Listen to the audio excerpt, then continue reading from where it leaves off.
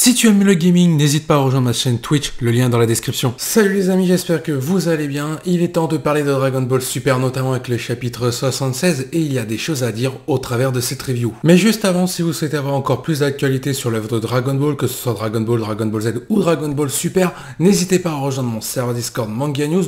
Vous pourrez parler avec ma communauté tout en participant à différents concours manga pour emporter des lots comme des figurines derrière moi ou des tomes manga au choix. Et n'hésitez pas à me soutenir en likant et en vous abonnant, tout en laissant votre avis en commentaire par rapport aux différents propos que je vais tenir dans cette vidéo et en donnant votre avis concernant le chapitre 76 de Dragon Ball Super.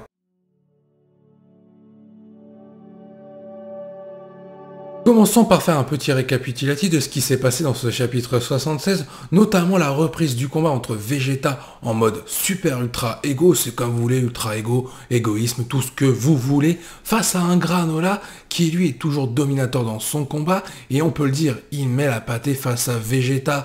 Vegeta est totalement acculé, il en vient même à perdre sa transformation. Cependant, celui-ci ne s'avoue pas vaincu, il est prêt à mourir face à Granola en tant que fier Saiyan tel qu'il est, pour montrer à Granola que les Saiyans ne renoncent à rien, pas même à la victoire ou à une défaite, ils sont prêts à mourir quoi qu'il arrive. Alors que tout espoir est perdu, Vegeta ayant perdu sa transformation, il est sur le point de se faire achever par Granola, mais Goku intervient pour lui sauver la vie en Super Saiyajin Blue et il intercepte le coup de Granola avant qu'il ne soit trop tard. À ce moment-là, dans la logique des choses, on s'attendait à voir un Goku, comme il l'a dit, prêt à prendre le relais pour affronter Granola, mais Vegeta, voilà qui commence à faire le fier Saiyan en frappant Goku en lui disant que c'était son adversaire et que c'était à lui de le terminer, car tout simplement Granola a un point faible, il a aussi des limites et il est sur le point de les atteindre et Vegeta entrevoit la victoire. Et ce qui est plutôt sympa pour ce moment-là, notamment avec Goku et Vegeta, c'est qu'on voit un Goku qui se pose des questions concernant les réelles intentions de Vegeta à l'égard de Granola,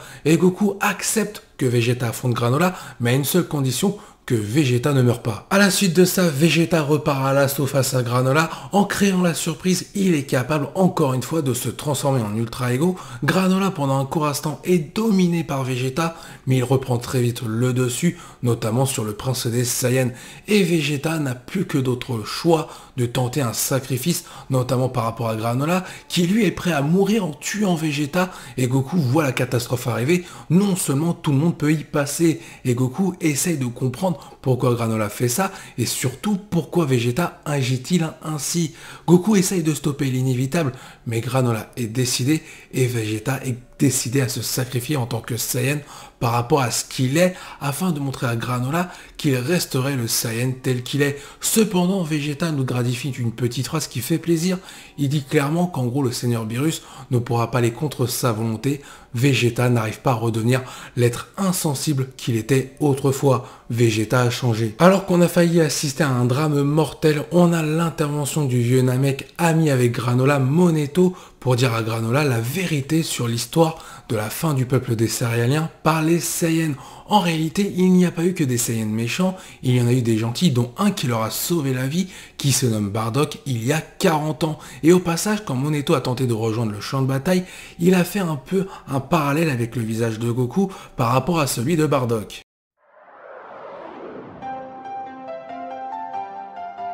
On va maintenant passer à la partie analyse, notamment en commençant par parler de Goku, qui dans ce chapitre 76, j'avais l'impression par moment de retrouver notre Goku de Dragon Ball Z, notamment dans son combat, son mini-combat face à Granola, où il a fait preuve de plusieurs tactiques pour notamment le duper et prendre le dessus à sa manière, même s'il est plus faible. On voit par exemple à un moment donné qu'il fait croire à Granola que Granola l'a mis totalement KO, comme il l'a fait il y a quelques minutes auparavant dans le combat, juste avant que Vegeta affronte Granola, et Goku lui dit clairement qu'il ne le dupera pas deux fois avec les mêmes attaques, et on peut voir aussi une capacité d'analyse concernant Goku par rapport à Granola et ses capacités, notamment en rapport avec ses yeux. On a par exemple un Goku qui explique à Granola qu'il ne pourra pas esquiver ses attaques, car Granola est beaucoup trop précis et beaucoup trop supérieur à lui. Cependant, Goku arrive à esquiver en déviant légèrement ses points vitaux pour éviter que les coups de Granola fassent mal et le mettent KO. Et c'était plutôt intéressant de retrouver cette capacité d'analyse en Goku durant ce chapitre 76. Par moments, j'avais vraiment l'impression de retrouver le Goku de Dragon Ball Z qui nous a fait kiffer tout au long de son époque, de son manga et de l'animé.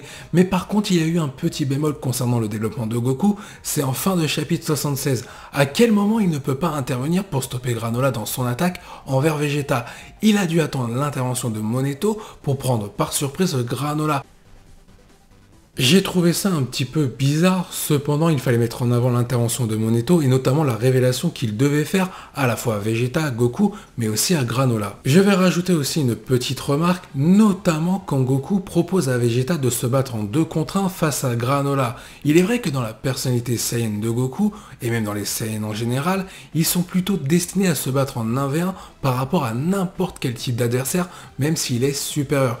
Cependant, on parle de Goku qui a malgré tout évolué dans Dragon Ball Super et même tout au long de Dragon Ball Z pour apprendre à combattre des adversaires en équipe par rapport à la gravité de la situation. On a même un parallèle par rapport à Vegeta qui dit clairement que lui se bat en solo tant qu'il n'y a rien à protéger. Quand il y a quelque chose à protéger, il accepte de se battre avec Goku en duo. On a même clairement Goku qui dit à Vegeta que sa propre vie ne lui est pas vraiment mise en valeur par rapport à Granola et qu'il est prêt à mourir en tant que fier Saiyan.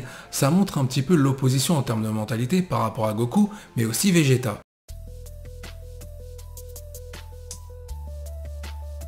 Parlons maintenant de Vegeta qui dans ce chapitre a eu 2 rôles, notamment un rôle qu'il a essayé de tenir, c'est-à-dire retrouver ses origines en redevenant le Saiyan un peu orgueilleux, mais surtout insensible par rapport aux conséquences qu'est en train de commettre Granola. Mais comme le dit Vegeta, il n'y arrive plus. Vegeta a changé, c'est quelqu'un de bon, prêt à protéger les autres et vivre au travers de différents combats, même s'il doit mourir par rapport à sa propre vie. Il n'y a que ça en termes de caractéristiques qui lui restent en tant que Saiyan par rapport à autrefois. Et là où c'est plus intéressant aussi, c'est qu'on voit dans le 2e rôle de Vegeta, un Vegeta qui essaye d'aider Granola par rapport à sa mentalité et de le tirer de son obsession à vouloir se venger des Saiyans et notamment de Freezer pour éviter que Granola devienne par exemple comme un Saiyan, c'est-à-dire horrible et sans aucun sentiment. On voit par exemple Vegeta forcer Granola à attaquer les ruines de l'ancienne ville des Saiyans ou tout simplement de s'en prendre aux villes existantes comme par exemple avec le nouveau peuple qui s'aperçoit du nouveau visage de Granola et qui est terrifié et on voit un Granola qui est totalement dégoûté par rapport à ce qu'il est en train de devenir. Et à ce moment-là, on voit un Vegeta en train d'essayer de jouer sur ça pour ramener à la raison Granola, mais rien n'y fait. Toutefois, Vegeta a réussi à faire quelque chose de léger dans le changement de Granola dans son comportement. Granola était prêt à se sacrifier pour tuer Vegeta en laissant sa vengeance de côté, c'est-à-dire en laissant Goku en vie, mais aussi Freezer. Il dit clairement à un moment donné qu'il se vengera de Freezer quand celui-ci ira en enfer pour retrouver Granola. Pour vous donner mon avis, est-ce que pour moi c'est logique le comportement de Vegeta dans ce chapitre 76 en termes de développement? J'ai envie de dire un grand oui, car celui-ci face à Granola, il joue un rôle, il n'est pas lui-même, il essaie de retrouver ses sensations personnellement d'ancien Saiyan horrible et insensible, alors qu'il n'y arrive pas. C'est pour montrer l'évolution de Vegeta, qu'aujourd'hui, il ne peut plus revenir en arrière, il a totalement changé. Et par rapport à Granola, quand il essaye de l'aider, on voit désormais la vraie personnalité de Vegeta, prêt à aider les autres. Et du coup, suite à ces propos, je vous invite à répondre en commentaire. Pour vous, est-ce que Vegeta a enfin atteint sa rédemption totale par rapport à ses crimes passés? Pour moi, c'est clairement un oui.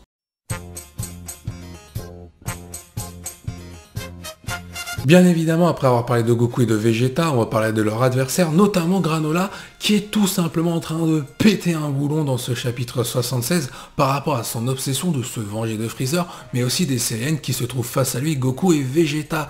Et Vegeta, comme je l'ai dit, essaye de raisonner Granola à sa façon, mais ça ne marche pas totalement, sauf en fin de chapitre. En réalité, on comprend durant tout le chapitre 76 et notamment à la fin avec Moneto, que la vengeance de Granola est basée sur un mensonge, mais après, il y a aussi de la vérité. Les Saiyans ont bel et bien anéanti le peuple des Saiyans sur ordre de Freezer. Cependant, on ne savait pas que certains Saiyans, notamment Bardock, étaient intervenus pour sauver la famille de Granola. On voit notamment un flashback avec Granola qui se voit en étant plus petit, protégé par sa mère et sur le point de se faire éliminer. Cependant, à ce moment-là, on comprend par rapport aux paroles de Moneto que le peuple des Saiyans, les survivants, notamment Granola, ont survécu grâce à Bardock. La force de ce chapitre 76 pour moi, c'est que chaque personnage fait évoluer l'autre. On voit vraiment la mise en avant de Goku, de Vegeta, mais aussi le développement de Granola qui est fidèle à ce qui nous a été présenté depuis le début de son arc. On voit un Granola qui a une mentalité plutôt saine, en train de se faire pourrir de l'intérieur par rapport à sa vengeance envers les Saiyans et Freezer. D'ailleurs, Vegeta le dit clairement à Granola,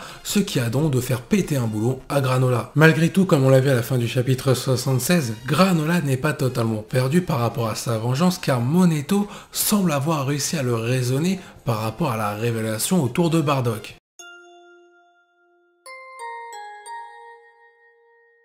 Et du coup, il était inévitable qu'on ne fasse pas un thème sur Bardock concernant la suite de l'œuvre Dragon Ball Super. Est-ce qu'il finira par apparaître? Je pense bien que oui, notamment par rapport aux origines de Goku, car si on regarde bien l'œuvre de Dragon Ball et Dragon Ball Z au passage, eh ben Goku ne s'est jamais réellement intéressé à ses origines. Il sait que c'est un Saiyan, il sait qu'il a des caractéristiques en rapport avec cette race, mais il ne s'est pas intéressé à sa propre famille, notamment Bardock ou encore sa mère. Suite à ça, la question qu'on se pose évidemment, est-ce que Dragon Ball Super va offrir un peu un rêve aux fans en faisant découvrir les origines de Goku à celui-ci en rapport avec Bardock? C'est vrai que c'est plutôt rêveur en termes de scénario, peut-être une apparition avec Goku qui irait dans l'au-delà pour rencontrer Bardock, ou Bardock qui serait ressuscité le temps d'un arc, ou avec une pirouette scénaristique. Il faut s'attendre à tout avec Dragon Ball Super. Mais le problème c'est ça, il faut s'attendre à tout. Mais là, j'ai très peur qu'en touchant la mythologie de Dragon Ball Super finit par s'y perdre par rapport à ce qu'ils vont nous proposer. Déjà, en un seul chapitre, ils nous ont fait la réunion des Saiyans en lien avec les Saiyans.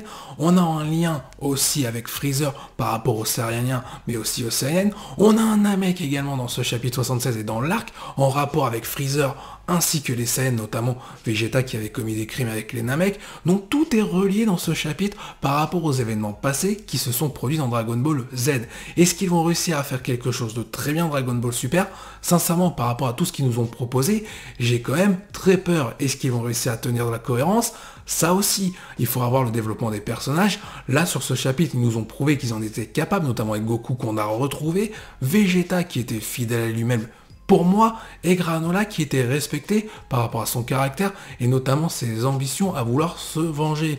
Maintenant, reste à savoir comment ils vont introduire Bardock. S'il doit être introduit, pour moi, la révélation de Moneto va nécessiter une introduction d'un personnage beaucoup plus important. Et pour moi, ce personnage sera Bardock. Sinon, je ne vois pas l'intérêt de faire une révélation. Ils auraient pu très bien dire qu'il y avait un autre Saiyan toujours en vie qui est intervenu, mais qui est totalement exilé de l'univers. Là où je me dis que Bardock va être introduit physiquement, c'est-à-dire qu'on va le voir en temps réel dans Dragon Ball Super, c'est par rapport à Moneto qui semble avoir reconnu Bardock au travers du visage de Goku. Alors pour moi, il doit y avoir une sorte de scénario secondaire avec Goku et ses origines. Sinon, je ne vois pas à quoi ça sert d'avoir fait un parallèle par rapport au visage de Bardock avec celui de Goku au travers de Moneto et surtout d'avoir évoqué, comme je l'ai dit, Bardock. Par contre, attention, il faut quand même admettre que ces derniers temps, Dragon Ball Super fait des choses plutôt intéressantes en essayant de retrouver un peu ses origines, en se replongeant dans la mythologie de Dragon Ball qui a fait le succès de cette œuvre de la part d'Akira Toriyama.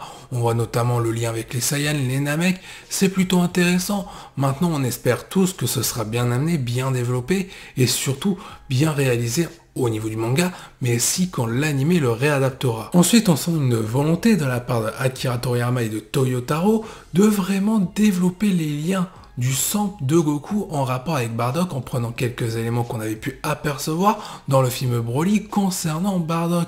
Moi je ne suis pas contre qu'on réécrive l'histoire de Bardock ou qu'on la développe tout simplement avec des éléments cohérents de tout ce qu'on sait autour du personnage sans le dénaturer. Il faut laisser cette part de Saiyan mystérieux le concernant tout en dévoilant peut-être des points communs qu'on va retrouver avec le personnage de Goku. Ce qui pourrait être très intéressant, c'est qu'en réalité, Goku soit devenu un Saiyan gentil en rapport aux caractéristiques de son père et non par rapport à l'histoire qu'il a connue dans le passé, c'est-à-dire le choc à la tête qui lui a fait perdre toutes ses origines en lien avec les Saiyans et notamment la mémoire, ce qui explique pourquoi il est devenu beaucoup plus docile par la suite avec Gohan, son grand-père. Et là, on aurait une autre version de l'histoire par rapport à ce qui était amené à devenir Goku, c'est-à-dire dans tous les cas, un Saiyan avec une nature plutôt gentille en lien avec son père. Et là pour le coup ça rassemblerait un petit peu toute la mythologie de Dragon Ball et notamment les fondements, mais en apportant un aspect positif. La vidéo se termine ici, j'espère qu'elle vous a plu, je vous dis à la prochaine, portez-vous bien et n'oubliez pas que la volonté du KT soit avec vous.